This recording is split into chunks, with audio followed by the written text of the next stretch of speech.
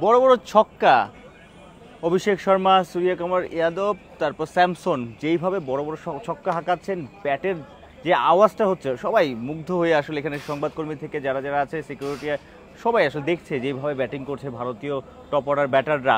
তবে এই বিষয়টা ছাপিয়েও যেই বিষয়টা বেশি আলোচনা, সেটা হলো ম্যাচের আগের দিন, অর্থাৎ সিরিজ শুরুর আগের দিনে সাধারণত দুই দলই প্রেস কনফারেন্স করে, তাদের লক্ষ্যের কথা জানায় প্রথম ম্যাচের পুরো সিরিজের।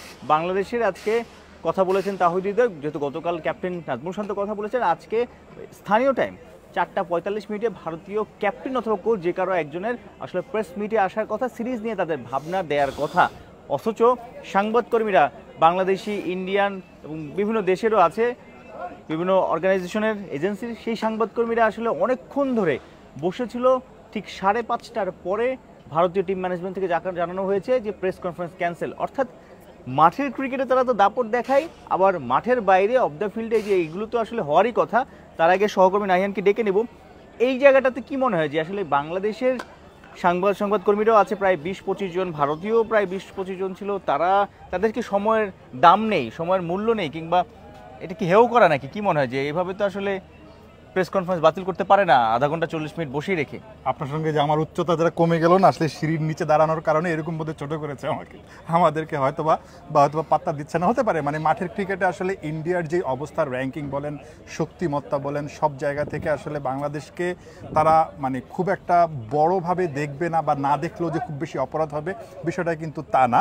তবে টি-20 ক্রিকেট যেন আসলে যেহেতু একটা মানে ছোট ফরম্যাটের খেলা, এবং ছোট ফরম্যাটের ক্রিকেটে অনেক কিছুই হওয়া সম্ভব, সুতরাং এখানে আসলে খুব বেশি পার্থক্য থাকে না। যত বড় দলই হোক, যত ছোট দলই হোক, যে কোনো দিন তাদের বেস্ট ডেতে আসলে যে কোনো দল ভালো করতে পারে। সুতরাং সেই দিক থেকে বিবেচনা করলে একটা হাড্ডাহাড্ডি সিরিজ হবে, সেই চিন্তাটা আমরা করতে পারি। তবে সবচেয়ে বড় জিনিস যেটা বাংলাদেশের ক্যাপ্টেন ইতিমধ্যে একটা বার্তা দিয়ে রেখেছেন রূপক, সেটা হচ্ছে যে বাংলাদেশ আসলে এবার ভিন্ন মেজাজের ক্রিকেট খেলতে চায়, ভিন্ন আমেজের ক্রিকেট খেলতে চায়, টি-20 ব্র্যান্ডের যে ক্রিকেটটা সেটাই তারা খেলতে চায়। এটা হচ্ছে কি সবচেয়ে বড় খবর বা প্লাস পয়েন্ট বাংলাদেশ ক্রিকেট দলের জন্য, যে তারা এরকম ক্রিকেট খেলতে চায়, এবং সেটা তারা এসে ঘোষণা দিয়েছে।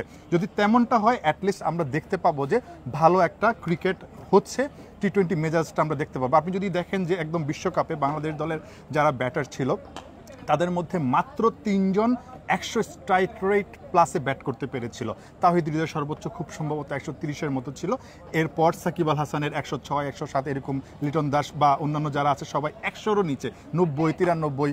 একটা বিশেষ কারণও ছিল যে আসলে ইউএসএ কিংবা ওয়েস্ট ইন্ডিজের যে কন্ডিশনটা ছিল, সেই কন্ডিশনটা স্লো টার্নিং উইকেটে খেলা হয়েছে, ওখানে রানটা কম হয়েছে। বাট আপনি ওভারঅলও যদি চিন্তা করেন, বাংলাদেশের সবচেয়ে বেশি স্ট্রাইক রেট হচ্ছে তাহিদ হৃদয়ের, তার 129, এর নিচে সবাই 117, 118 এরকম। অর্থাৎ টি-20 যে মেজাজ, সেই মেজাজটার সঙ্গে আমরা কখনোই আসলে সেভাবে অভ্যস্ত না। সুতরাং সেখান থেকে বেরিয়ে আসার একটা চিন্তা ভাবনা করছে বাংলাদেশের যারা ব্যাটার আছে, এটা সবচেয়ে প্লাস পয়েন্ট।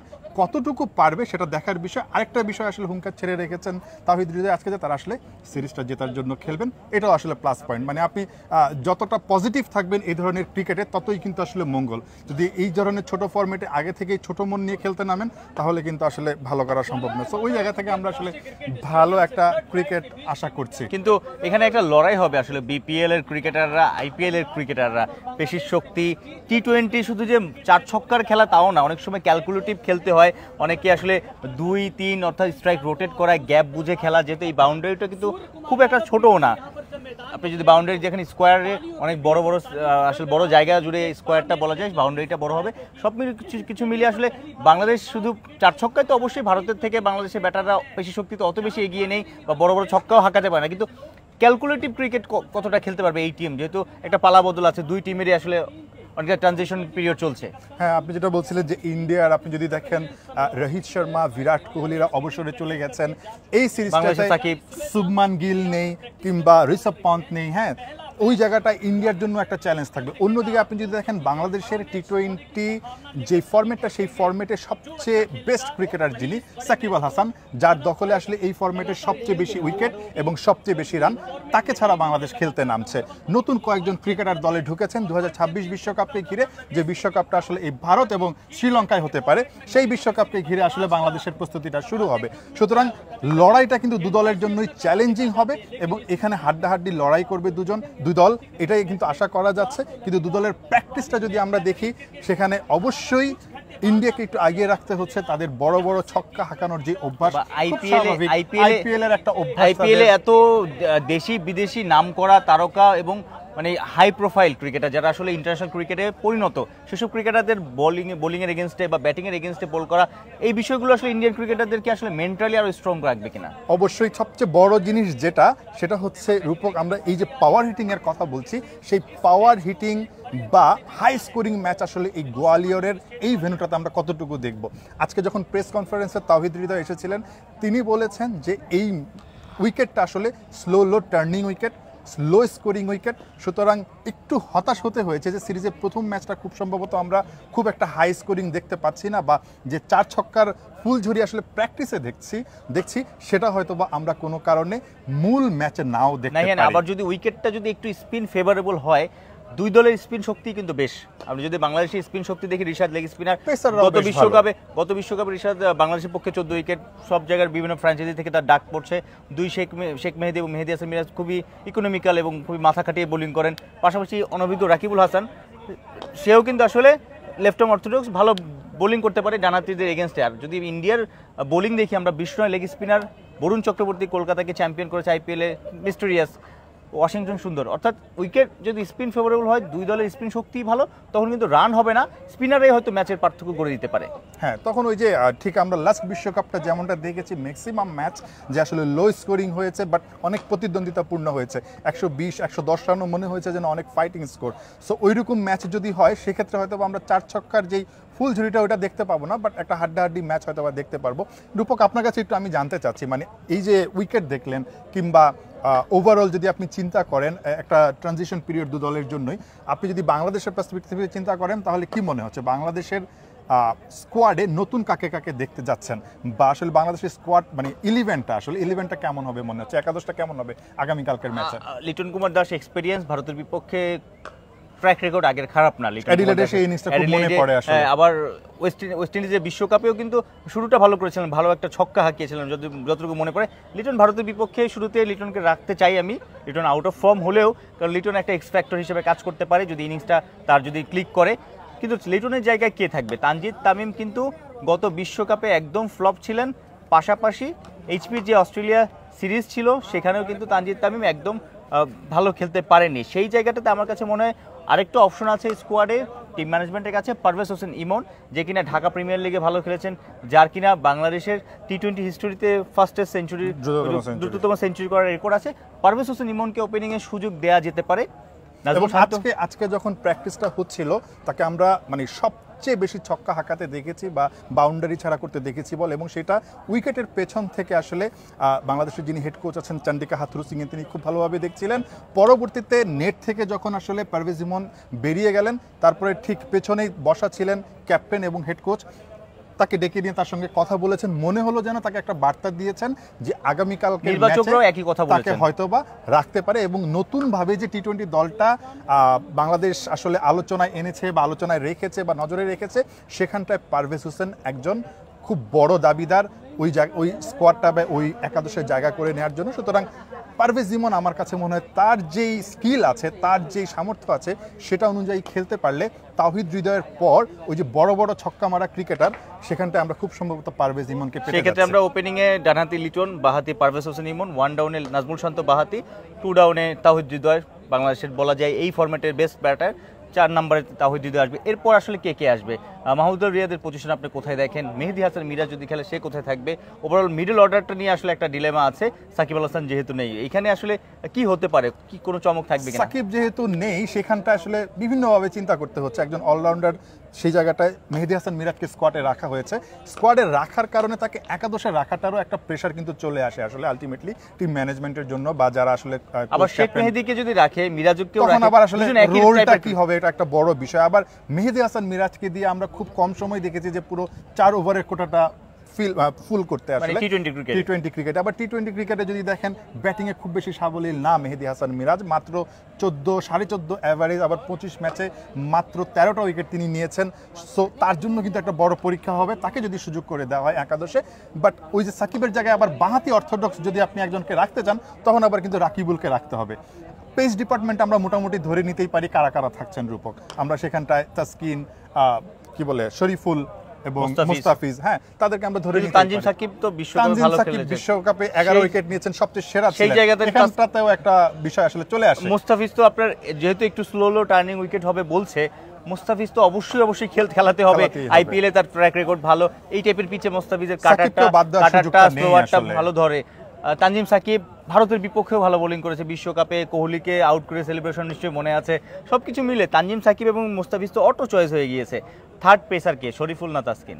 এই জায়গাটায় আসলে একটা সত্যি কথা, মানে আসলে একটা বড় হবে, মানে ফাইট হবে সেখানটায়। অভিজ্ঞতায় তাসকিন আহমেদ যেমন এগিয়ে থাকছেন, আবার শরীফুল সবশেষ বিপিএলে কিন্তু হাইয়েস্ট উইকেট টেকার। বাট আমার কাছে কেন যেন মনে হয় ইন্ডিয়ার বিপক্ষে যেহেতু ম্যাচ এবং শরীফুলের টি-20 পারফরমেন্স সব কিছু বিবেচনা, আমার কাছে মনে হয় শরীফুলকে খেলানোটা একটা বুদ্ধিমানের কাজ হতে পারে।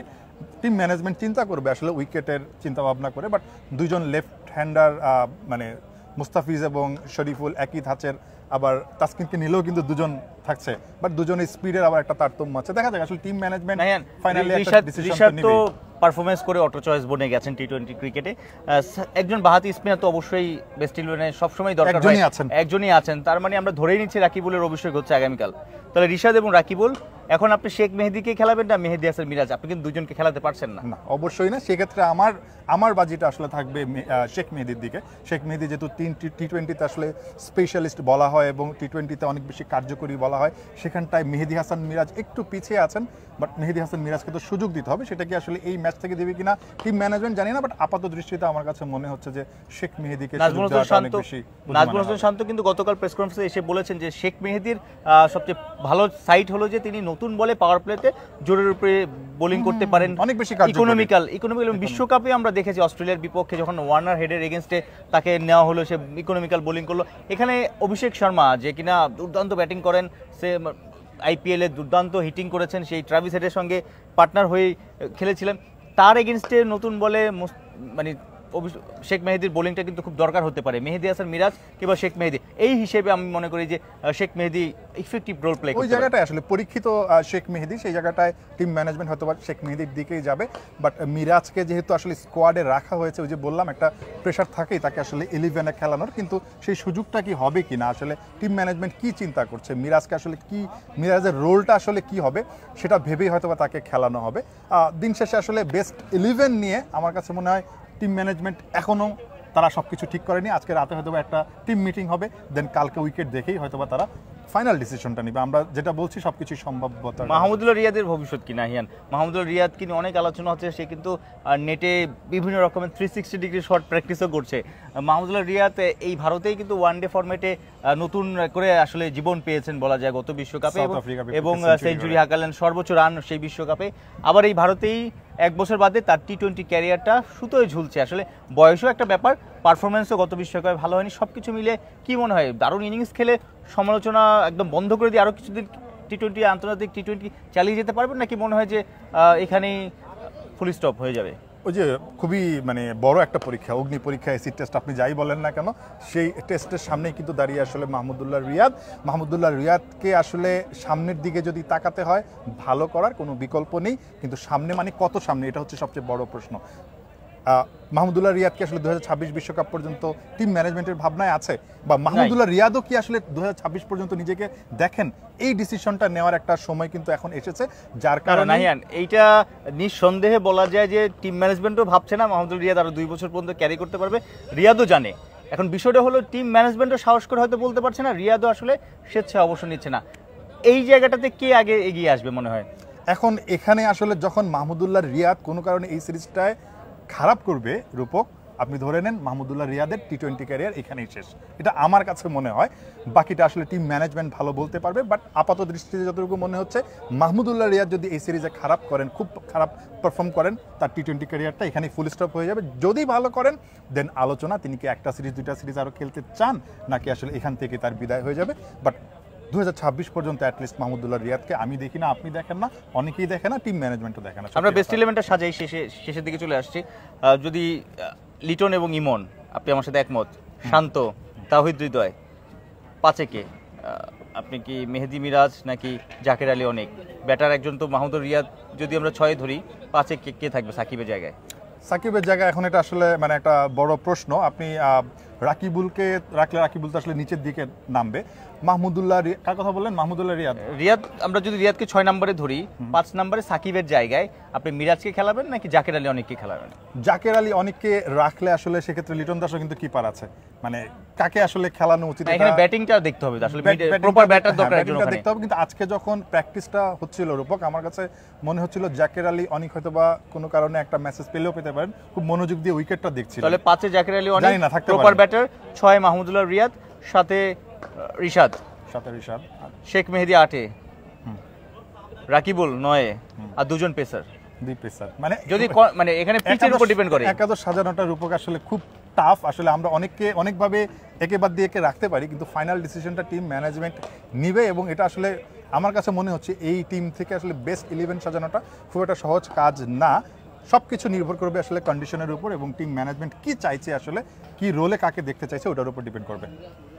ধন্যবাদ। আমরা মাঠে আছি, গোয়ালিয়রের কঠিন নাম অনেকটা, সিন্ধিয়া ক্রিকেট মাঠ, নতুন একটা স্টেডিয়াম, নতুন পিচ, নতুন এনভায়রনমেন্ট। এখানে প্রথম আন্তর্জাতিক ম্যাচ হবে ঠিক একদিন বাদে, অর্থাৎ আগামীকাল এই সময়, অর্থাৎ বাংলাদেশ সময় 7:30, লোকাল টাইম 7টায় বাংলাদেশ ইন্ডিয়া 3 ম্যাচ টি20 সিরিজের প্রথম ম্যাচ। বাংলাদেশ প্রিভিউ ডেতে দিনের বেলা প্র্যাকটিস করেছে, সন্ধ্যায় ফ্লাড লাইটের নিচে ভারত প্র্যাকটিস করছে। দুই দলই অনেক ছক্কার প্র্যাকটিস করেছে সেন্টার উইকেটে, তবে উইকেটটা 22 গজ ম্যাচের উইকেটটা একটু স্লো টার্নিং হতে পারে, সেই আভাস বা সেই ধারণা দিয়েছেন বাংলাদেশের ব্যাটিংয়ের মূল স্তম্ভ এখন বলা যায় টি20তে, যে দুর্দান্ত ব্যাটিং করেন তাওহিদ হৃদয়।